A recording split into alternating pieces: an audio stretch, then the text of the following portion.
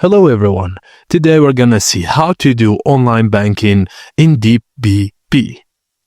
Firstly, visit the DBP EC banking page. Click on the provided link to start the one-time account registration and card enrollment process. Read and accept the terms and conditions to proceed and set up your preferred username and password, ensuring they meet the specified requirements. Enter your personal and contact details as prompt and review and submit your information to complete the registration. After successful account registration, proceed to the Enroll your ATM card. Provide your bank information, mobile number, ATM card number, account number and PIN. Confirm and submit your details. A confirmation message will indicate successful enrollment. Now, return to the DBP EC banking page and use your newly created username and password to log in.